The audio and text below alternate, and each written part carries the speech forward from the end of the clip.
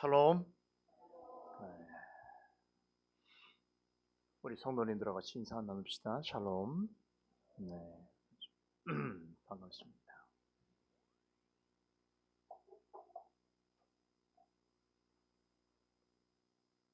오늘 주일 아침에 잠언 말씀 함께 나누도록 하겠습니다. 잠언서 13장 1절에서 4절 말씀까지입니다. 함께 읽겠습니다. 잠언 13장 1절에서 4절. 지혜로운 아들은 아비의 훈계를 들으나 거만한 자는 꾸지람을 즐겨 듣지 아니하느니라. 사람은 입의 열매로 인하여 복록을 누리거니와 마음이 괴사한 자는 강포를 당하느니라. 입을 지키는 자는 그 생명을 보존하나 입술을 크게 벌리는 자에게는 멸망이 오느니라. 게으른 자는 마음으로 원하여도 얻지 못하나 부지런한 자의 마음은 풍족함을 얻느니라.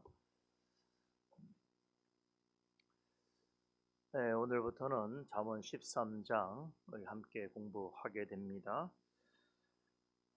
잠언 13장도 우리가 앞서 살펴봤던 12장에서의 교훈이 그대로 반영되고 있습니다. 12장 1절과 13장 1절을 비교만 보아도 쉽게 알 수 있는데요.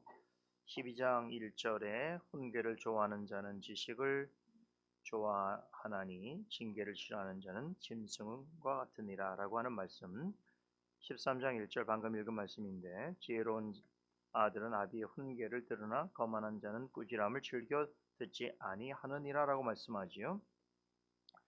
12장에서는 사람의 귀에 듣기 싫어하는 훈계나 징계일지라도 그것이 하나님의 말씀이라면 귀 기울여 들어야 한다. 마음을 다해서 말씀을 대해야 한다라고 하는 말씀을 받는 태도를 강조하면서 이것이 얼마나 중요한 일인지를 지속적으로 강조했습니다. 지금부터 살펴볼 13장에서 전하는 교훈도 이와 크게 다르지 않습니다. 자, 기본적으로는 잠언 12장과 13장은 모두 다 하나님의 지혜에 대해서 가르치고 있습니다.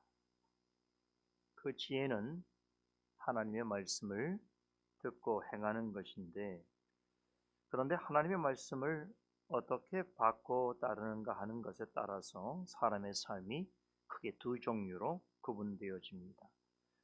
하나님의 말씀을 적극적으로 받고 따르는 사람이 있는가 하면 하나님의 말씀을 늘 부정적으로 생각하고 멀리하고 거역하는 사람들이 있는데, 전문 기자는 이미 12장에서 전자를 가리켜서는 지혜로운 자이고 의인이다 라고 말을 했고, 후자에 대해서는 어리석은 자요 악인이라고 그렇게 불렀습니다. 자, 이런 점에서 12장과 13장은 내용적으로 깊은 연관성을 가지고 있습니다. 자, 그럼에도 굳이 비교하자면 12장은 하나님의 말씀을 듣고 따르는 일의 중요성을 거듭하여 강조하는 데 초점이 맞춰져 있다면, 13장은 말씀을 듣고 따르게 되는 자에게 임하는 보응에 대해서 강조하고 있습니다. 즉, 보응이라는 게 뭡니까? 복과 화인데요. 말씀을 듣고 따르는 일에 힘쓰는 사람은 하나님께서 베푸시는 상과 복을 받게 될 것이나, 그 반대로 말씀을 거부하고 순종하지 않는 사람은 하나님의 공의로운 심판을 피하지 못할 것이다 라고 하는 내용을 전해주고 있습니다. 자, 그런데 어떻게 보면 지금 이런 가르침은 잠언 12장 13장에서만 볼 수 있는 내용이 아니죠. 잠언서 전체를 통해서 일관되게 증거되고 있는 중요한 교훈입니다. 왜 하나님의 말씀을 듣고 따르는 것이 중요한가? 여러 가지 이유가 있을 수 있겠습니다만, 그 중에서도 잠언에서 일관되게 강조하는 중요한 이유가 있습니다. 왜 그렇죠? 하나님의 지혜를 따라 사는 삶이, 하나님의 말씀을 따라 사는 삶이 지혜로운 삶이기 때문입니다. 그렇다면 하나님의 지혜를 어떻게 소유할 수 있는가? 그것은 하나님의 말씀을 듣고 배워야 하는 것이지요. 말씀을 듣고 배우지 아니하면 하나님의 지혜를 소유할 수가 없습니다. 여러분, 우리가 이 성경을 그냥 가지고 있다고 해서 하나님의 지혜가 저절로 우리에게 들어오는가? 뭐 그렇다 그러면 뭐 주무실 때에 성경을 머리 베고 자는 게 아주 좋겠죠? 그죠? 누워 있을 때 성경을 펴고 가슴에 대고 있으면 좋겠죠? 그런 방식으로는 이 성경이 있는 하나님의 지혜가 우리에게 전달되지 않는 겁니다. 반드시 말씀을 듣고 배워야 한다는 것이 이게 성경의 가르침입니다.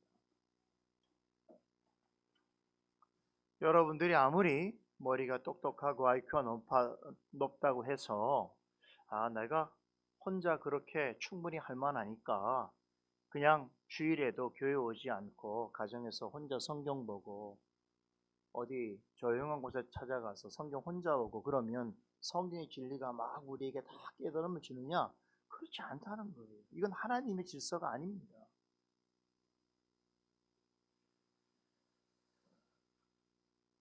오늘 13장 첫 구절을 보시면은 우리의 삶 속에서 하나님의 지혜를 가질 수 있는 아주 전통적이면서도 구체적인 한 가지 방법을 제시해 주고 있는데 그것이 뭡니까? 부모 흉계를 듣는 거예요. 1절 보세요. 지혜로운 아들은 아비의 훈계를 들으나 거만한 자는 꾸지람을 즐겨 듣지 아니하느니라 라고 말씀하지요. 여러분, 하나님을 믿는 자들에게 있어서 이 말씀은 대단히 오래된 격언입니다. 그리고 또 잠언서에서는 거듭해서 강조하는 그런 교훈이기도 하지요. 잠언 기자는 하나님의 교훈을 부모의 훈계와 동일하게 취급하고 있습니다. 그러니까 하나님의 훈계를 듣는다는 것은 곧 부모의 훈계를 듣는 것으로 동치시키고 있다는 사실이에요. 자, 우리가 이전에 잠언서를 한번 기억해 보십시다. 잠언서를 기억하는 분은 앞선 내용들 중에서 반복적으로 잠언서에서 이렇게 지혜를 가르치는 방식으로서 제시한 내용을 기억하실 것입니다. 뭐였죠? 경건한 아버지가 자녀들을 향해서 내 아들아 이렇게 부르면서 내 말의 법과 내 말의 명령과 내 계명을 잘 간직하고 지키라 라고 하는 이런 식의 교훈들이 계속해서 반복되었죠. 잠언 2장에서 7장까지의 내용의 첫 구절은요 다 이 내용입니다. 계속 반복해서 내 아들아 내 아들들아 라고 하면서 부모가 주는 훈계와 교훈과 명령을 잘 듣고 따르라 라고 교훈하고 있습니다. 그럼 왜 잠언에서는 하나님의 지혜를 따르는 것을 부모의 훈계를 따르는 것으로 묘사하는 것인가? 자, 기억하셔야 될 것이 있습니다. 잠언 전체에서 경건한 부모가 내 자녀, 내 아들아 혹은 내 아들들아라고 이렇게 부르는 것은 이 대상은 누굽니까? 잠언 기자의 육신의 자녀를 말하는 것이 아니고 하나님의 언약 백성 전체를 가리키는 것입니다. 자, 동서고금을 통틀어서 한 가지 진리가 있습니다. 좋은 부모라고 한다면 자신의 자녀에게 좋은 것을 주려고 하는 것입니다. 이게 부모의 마음이죠. 이게 부모입니다. 그죠? 부모는 가장 좋은 것을 자녀에게 주고 싶어 하는 것이지요. 여러분, 잠언서에서 부모가 자기 자식들에게 훈계를 하는 것은 가장 좋은 가르침을 주고 싶어 하는 거예요. 이렇게 하나님께서 하나님의 지혜를 이런 방식으로 표현하는 것은 우리의 아버지이신 하나님께서도 당신의 자녀들에게 지극히 좋은 것을 전하여 주시길 원하신다는 것을 말씀하고 있는 것입니다. 그것이 무엇인가 하면 하나님을 경외함의 근본이 되는 지혜입니다. 하나님께서는 우리에게 아버지의 심정으로 지혜를 베풀어 주십니다. 이 지혜는 세상의 어떤 것과도 비교할 수 없을 만큼 값비싼 것입니다. 그래서 귀한 보배와 보화로 묘사하는 것입니다. 이 지혜를 가진 사람만이 하나님을 참되게 믿고 바르게 따를 수 있는 것이죠. 그렇기 때문에 하나님의 자녀라고 한다면 이 지혜를 얻으려고 애를 써야 하는 것입니다. 그럼 하나님의 지혜를 얻는데 가장 좋은 방법이 뭐라고 그랬습니까? 하나님의 말씀을 듣고 깨닫는 것입니다. 그럼 어떻게 하나님의 말씀을 듣고 깨달을 수 있을까요? 직접 하늘에서 들리는 음성에 우리가 귀를 기울여야 하는 것입니까? 아니면 꿈이나 환상을 통해서 하나님의 말씀을 들어야 할까요? 그렇지 않다면 자신의 내면 속에 울리는 어떤 음성에 귀를 기울여야 할까요? 그것이 아니라는 것이.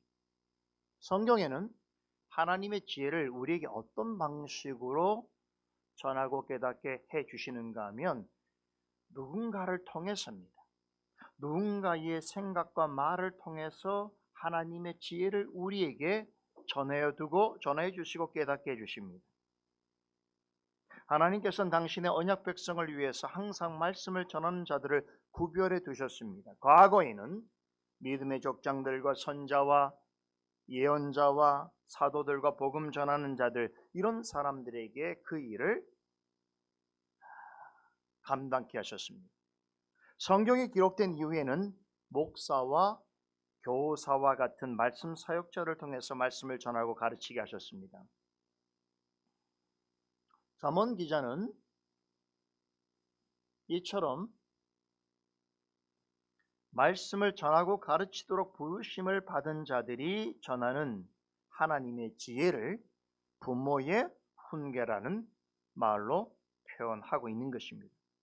그러니까 오늘 본문 1절에서 아비의 훈계를 듣는다는 것은 단지 육신의 부모의 훈계를 듣는다라는 뜻이 아닙니다.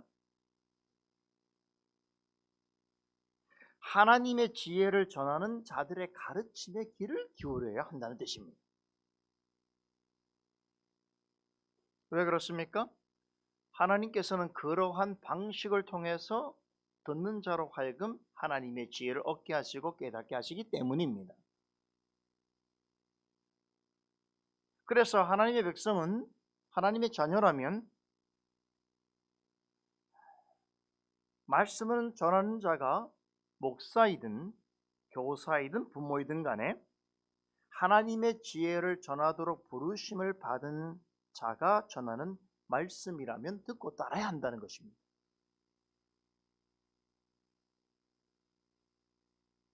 그렇게 누군가를 통하여 하나님의 지혜를 전해 주실 때에 그것을 잘 듣는 것, 그것이 하나님의 지혜를 소유하는 것이요, 그 지혜로 살아가는 것입니다.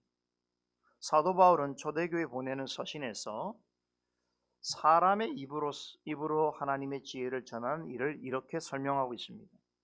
고린전서 2장 13절에는 우리가 이것을 말하거니와, 말씀이죠, 복음이죠. 복음을 말하거니와 사람의 지혜의 말로 가르친 것, 말로 사람의 지혜의 가르친 말로 아니하고 오직 성령의 가르치신 것으로 하니 신령한 일은 신령한 것으로 분별하느니라 라고 말씀합니다. 하나님의 지혜를 뭘로, 어떤 수단을 통해서 전달한다고요? 나와 같은 말씀 전하는 자의 말을 통해서 전하는 것입니다. 그러나 그것은 사람의 지혜로서 가르치는 것이 아니라 성령의 가르치신 것을 전한다는 것입니다. 데살로니가전서 1장 5절에서는 이는 우리 복음이 말로만 너희에게 이른 것이 아니라 오직 능력과 성령과 큰 확신으로 된 것이니라 라고 말씀합니다. 데살로니가 교회에 데살로니가에 들러서 그 데살로니가 성도들에게 복음을 전할 때에 그것이 말로만, 입술로만 전한 말이 아니라 성령께서 조명하여 주시는 하나님의 지혜를 전한 것이라는 것이죠. 이렇게 사람이 전하는 말이라도 사람의 생각이나 지혜로 하지 아니하고 성령 하나님께서 가르쳐 주시고 조명해 주시는 은혜와 능력과 확신을 힘입어 담대하게 전하는 이 말은 하나님의 말씀이라는 것이죠. 그래서 종교개혁자들은 성경에 담겨 있는 하나님의 뜻과 본의를 아주 적확하게 해석해서 바르게 해명하는 설교를 가리켜서 하나님의 지혜의 말씀으로 여겼습니다. 여러분, 성경은 하나님의 말씀이지요. 이와 함께 늘 우리가 기억해야 될 중요한 한 가지 사실이 있습니다. 합법적으로 부르심을 받은 설교자에 의해서 전달되어지는 참되고 바른 설교 또한 하나님의 말씀입니다. 이게 우리 종교개혁자들이 공통적으로 고백하는 것이죠. 물론 이 말은 강단에서 선포되어지는 모든 설교가 다 하나님의 말씀이라고 하는 뜻은 아닙니다. 어떤 설교는 옳지 않은 것이 있겠죠. 성경의 가르침을 올바르게 해명하지 못하고 그 뜻을 올바르게 드러내지 못하는 설교가 있겠지요. 그렇기 때문에 여러분, 지난주에 우리가 사도행전 17장에서 만났던 그 고귀한 사람들을 기억해야 돼. 누굽니까? 베레아 사람들이죠. 그들은 간절한 마음으로 하나님의 말씀을 받고 거기서 멈추지 아니하고 이것이 과연 그러한가를 성경을 날마다 상고했다라고 전합니다. 그래서 누가는 이런 태도로 하나님의 말씀을 받은 베레아 성도들을 가리켜서 뭐라 신사답다, 성도의 신사다움이라고 하는 정말 엄청나게 멋진 말로서 그들을 묘사하고 있습니다.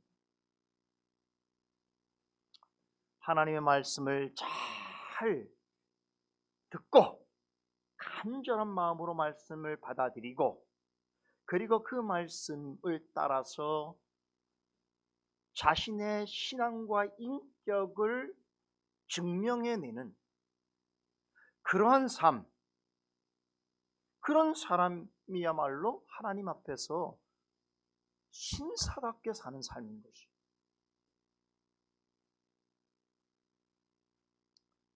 여러분, 기왕의 신앙생활을 하려면 좀 신사답게 해야 되지 않겠습니까? 기왕의 신앙생활 하는 건데 비루하고 비천한 모습으로 신앙생활 하는 것이 과연 목표가 되어야 할까요? 기왕의 주일에 하나님 앞에 예배 드리려고 이 귀한 시간을 내서 여기에 와 있는데 신사다움으로 주님 앞에 나아가겠습니까? 비루함으로 나아가겠습니까? 그 기준이 어디 있다고요? 성도의 신사다움은 외모나 나이 있지 않습니다. 하나님의 말씀을 어떻게 대하는가, 말씀의 뜻을 어떻게 이해하는가, 말씀의 뜻을 바르게 해명하고 선포하는 바른 가르침을 어떻게 듣고 순종하는가에 있는 것입니다. 잠언 13장의 교훈은 이런 관점에서 보아야 합니다. 1절에서 말하는 지혜로운 사람과 거만한 사람 무엇으로 판가름을 나는가? 이것은 다른 게 아닙니다. 어떤 태도로 하나님 말씀을 받아들이는가 하는 데 있는 것이에요. 그래서 여러분, 어린아이라도 말씀 앞에서 겸손하여서 말씀 듣기를 기뻐하고 그 말씀의 의미를 자신의 수준에서 깨닫고 고백하는 자리에 있다면 그는 지혜로운 사람이에요. 어린아이라도 지혜로운 것이에요. 하지만 다 큰 어른이라도 말씀 듣기를 싫어하고 자신에게 주시는 말씀조차 들어도 깨닫지 못하는 그런 자리에 있는 사람이라고 한다면 결국은 말씀을 거부하는 자요, 교만한 사람인 것이죠. 오늘 하나님께서 자신을 위하여 말씀을 준비하게 하시고 그것을 목회자 입을 통하여 선포하는데 전혀 자기와는 상관이 없다는 거예요. 전혀 들을 마음이 없는 거예요. 그런 사람은 어른이라도 어리석고 교만한 사람. 우리 자녀들은 그렇게 안 하거든요. 어린 자녀들은. 적어도 자녀들은 그 시간에 풍성한 내용은 아닐지라도 제가 핵심적으로 이야기하는 것에 대해서는 공감하고 동의합니다. 시인합니다. 듣습니다. 그런데 어른들은 잘 안 들어요. 남의 이야기처럼 생각한다. 간절한 마음이 없어요.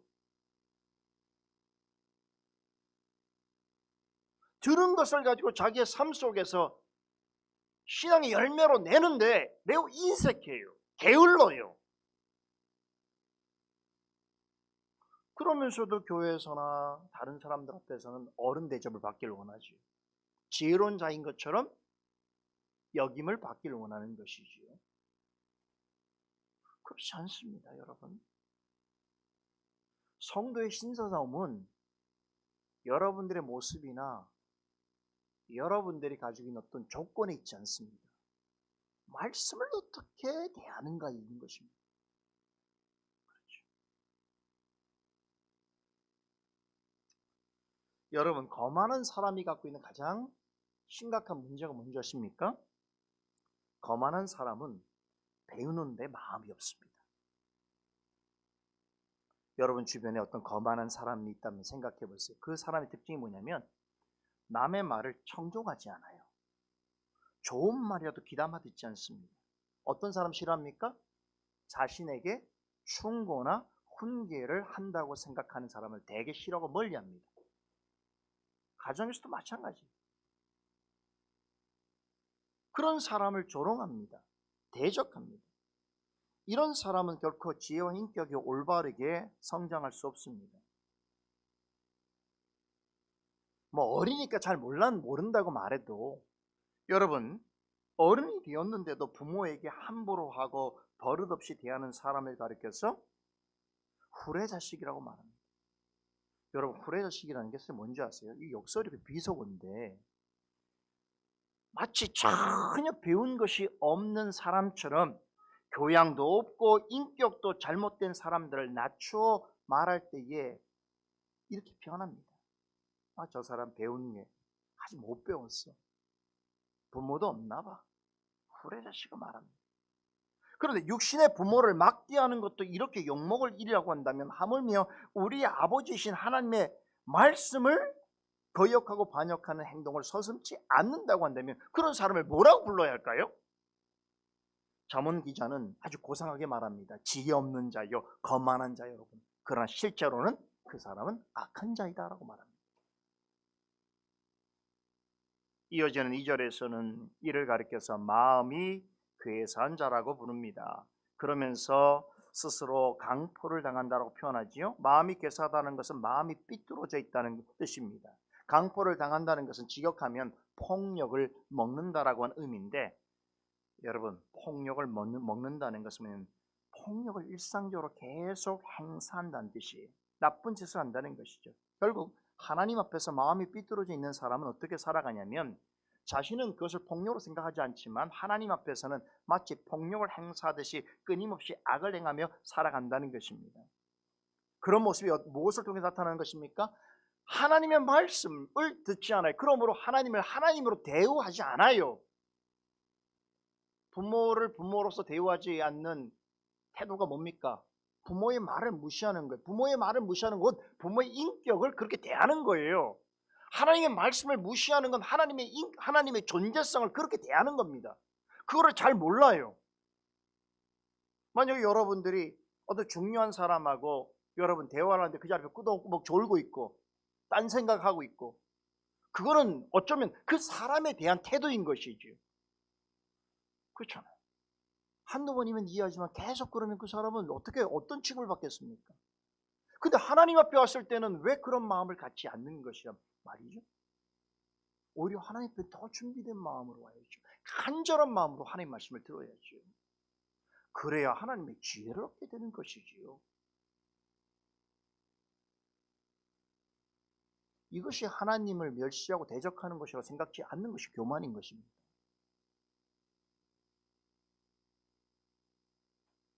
자, 그런데 하나님 말씀을 귀담아 듣는 사람들은 어떻습니까? 2절에 보니까 복록을 누린다고 말하죠. 복록을 누린다는 것은 좋은 것을 먹는다는 뜻입니다. 여러분, 하나님이 여러분에게 주시는 가장 좋은 양식이 무엇이겠습니까? 그것은 다름 아닌 하나님의 지혜의 말씀입니다. 지혜의 말씀을 듣고 시인하고 순종하는 삶을 사는 사람은 말씀을 통해 주시는 좋은 은혜와 복을 받아 누리게 되는 것이죠. 이런 사람을 3절에서는 입을 지키는 자라고 묘사합니다. 여러분, 입에서 나오는 말들의 열매는 어디서 뭡니까? 마음 열매죠. 입에서 나오는 말들은 마음으로부터 나오는 것이죠. 그렇기 때문에 하나님의 지혜를 사랑하고 추구하고 또 말씀을 듣고 따르기를 좋아하는 사람은 우선적으로 하나님 앞에서 자신의 마음을 지키려고 애를 쓰는 것입니다. 지난 잠언 11장 1절에서 하나님 앞에서 우리 자신의 마음을 지킬 수 있는 좋은 방법을 제시해 주었지요. 그게 뭡니까? 하나님의 말씀에 공평한 주위에 자신을 내어다는 것이라고 말씀드렸지요. 여러분, 이게 베레아 사람들이에요. 베레아 사람들은 말씀을 들을 때에 그 말씀을 자신과 상관없는 그런 자리에 두지 아니에요. 그 말씀 앞에 항상 자신을 내어 달기를 노력했던 거예요. 하나님 말씀 앞에 내가 어떤 존재인가를 말씀을 통하여 시험받는 것이에요. 그렇죠? 다시 말하면 마음을 잘 지키는 것이 중요합니다. 그렇게 끝까지 말씀과 더불어서 마음을 지키고 행하면 어떻게 되는가? 하나님 앞에서 큰 복을 누리는 것인데 3절 상반절에 보니까 입을 지키는 자는 그 생명을 보존한다라고 말씀합니다. 잠언 4장 23절에서 무릇 지킬 만한 것보다 더욱 내 마음을 지키라라고 말씀하면서 생명의 근원이 이에서 난다라고 말씀하셨지요. 입을 지킨다라고 하는 말은 하나님의 말씀으로 마음을 지킨다는 것입니다. 그럴 때에 그렇게 행하는 자에게 하나님께서 그 생명을 보존해 주십니다. 하지만 하나님의 말씀을 대적하고 어리석고 교만한 사람은 마음을 지키는 일에 관심이 없겠죠. 그렇기 때문에 하나님 앞에서 어떻게 합니까? 함부로 말하게 됩니다. 함부로 자신의 생각, 감정을 기분 내키는 대로 쏟아냅니다. 자, 그런데 이런 사람들일수록 속으로는 어떻습니까? 속으로든 겉으로든 많은 말을 합니다. 늘 불만과 원망과 그런 감정들이 많기 때문에 하고 싶은 말들이 많은 것이에요. 근데 문제는 말을 많이 한다는 것보다 그 많이 하는 말이 하나님이 기뻐하지 아니하시는 것들이 대부분이라는 것이죠. 그런 까닭에 그런 사람은 말을 많이 하면 할수록 많은 실수를 범하게 되고 하나님의 법을 어기게 됩니다. 말로써 자신이 정죄와 심판을 받아 마땅한 자라는 것을 스스로 드러나게 되는 것이죠. 그런데도 불구하고 돌이키지 않는다고 한다면 어떻게 되겠습니까? 언젠가는 하나님의 심판을 받게 될 것입니다. 전국적으로 모든 사람에게는 두 종류의 삶이 있을 뿐입니다. 마침내 생명을 얻는 삶이든지 아니면 마침내 멸망에 이르게 되는 삶이든지 두 중에 한 가지의 삶밖에 없습니다. 그런데 4절은 생명과 멸망으로 나뉘어지는 일을 말씀을 대하는 마음의 태도와 관련해서 설명합니다. 그것이 무엇인가 하면 바로 게으름과 부지런합니다. 하나님의 말씀을 대할 때에 게으른 자와 부지런한 자가 있다는 것인데 전자는 게으른 농부와 같습니다. 자, 게으른 농부가 어떤 사람입니까? 지금 일해야 될 때인데 일해야 될 시간이에요. 아침에 일어나면 일을 시작해야 되죠. 그죠? 이게 농부란 말이에요. 그런데 일해야 될 시간에 일하지 않는 거예요. 젊음을 주셨을 때 일을 해야 되는 거예요. 일하지 못할 때가 오기 전까지는 일하라고 내 시간을 주신 것이에요. 그러니까 일할 수 있는 환경이 있고 일할 수 있는 힘이 있고 일할 수 있는 여건이 있다는 걸 감사하셔야 돼요. 그렇잖아요. 일하는 게 뭡니까? 학생들에게는 공부가 있고, 그렇죠? 직장인들에게는 직장 생활을 열심히 하는 것이겠고, 자기 위치에서 주어진 일들이 있지 않습니까? 그 일을 하라고 할 때는 하셔야 되는 것이죠. 그런데도 농부가 어떻습니까? 일을 하지 않으면서 또 그런 사람들 어때요? 마음속에는 욕심은 많아서 일 안 하는 사람일수록 게으른 사람일수록 마음의 욕망이 큽니다. 일도 안 하면서 더 많은 걸 갖고 싶어 합니다. 조금 일하면서 더 남보다 많은 걸 얻기를 원합니다. 희한하죠? 열심히 성실하게 일하는 사람들은 그런 마음을 갖지 않아요. 오히려 성실히 일한 만큼의 대가가 주어지면 그게 큰 작은 감사하게 생각합니다. 여러분, 하나님의 말씀을 게으른 농부처럼 대하는 사람들이 있는 거예요. 마땅히 알아야 할 일들, 그것들을 말씀을 듣고 배우는 일을 통하여 우리가 얻어가야 되는데 그렇게 말씀을 들어야 될 일하는 시간에 일해야 되는 시간에 말씀을 듣기를 싫어하는 거예요. 언제든지 우리에게 이런 기회가 주어지는 것이 아닙니다. 보라, 지금은 구원 얻을 때다, 은혜 받을 때라고 말씀하셨어요. 이 말 역설적으로 말하면 어느 때는 은혜 받기가 어려운 때가 옵니다. 아무리 노력해도 은혜로운 삶을 살 수 없는 환경에 처할 수도 있단 말이에요.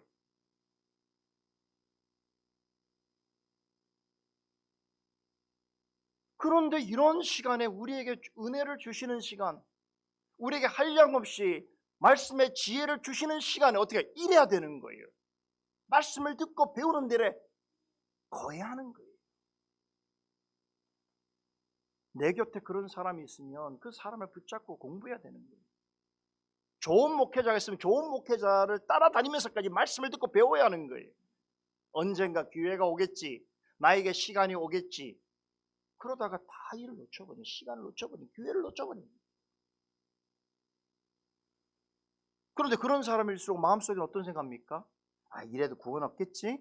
아, 또 다른 방법이 있겠지? 이게 바로 게으른 농부와 같은 것입니다. 그래서 결국 추수 때가 되면 어떻습니까? 일하지 않은 농부는 아무것도 얻지 못하는 거예요. 결국엔 다른 사람의 부림을 받는다고 우리 지난 말씀에 있지 않았습니까? 비참한 신세가 된다는 것이. 그렇듯이 하나님의 말씀을 마음에 전혀 두지 않고 말씀을 들어야 할 때 듣지 않고 배워야 할 때 배우지 아니하고 시간과 기회를 허비하는 사람은 결국 어떻습니까? 이러한 결과에 이르게 된다는 것입니다. 마음으로 간절히 원하는 것이 있어도 그것을 얻을 수가 없습니다. 여러분, 일하지 않을 때 마음속에 가졌던 많은 생각들이 있잖아요. 아, 일하지 않으면서 뭐 이것 가고 싶고 저것 가고 싶고 이거 놀고 싶고 저거 하고 싶고 다 많잖아요. 공부를 열심히 해야 될 때 안 하는 친구들이 마음속에 공상이 많은 거예요. 하고 싶은 건 더 많아요. 이상하게. 그런데 그런 것들을 하나도 이루지 못합니다.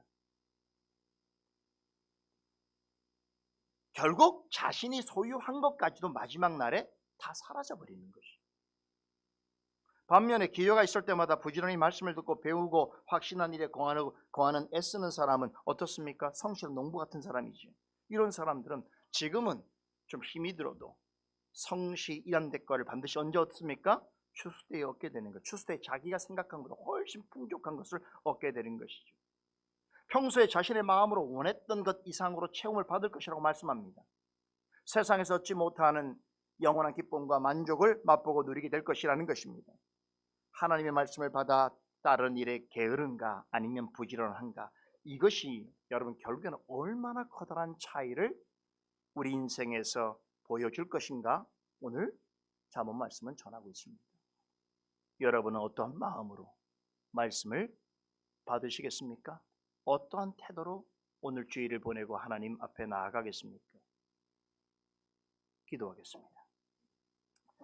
거룩하신 하나님, 은혜를 감사합니다. 오늘도 주님의 복된 날 우리에게 허락하여 주셔서 이제 다시금 마음을 우리가 모아서 하나님 앞에 나아가 말씀을 듣고 또 예배를 드리고 또 성령께서 우리에게 또 주시는 교훈들을 또 귀담아 듣기를 원합니다.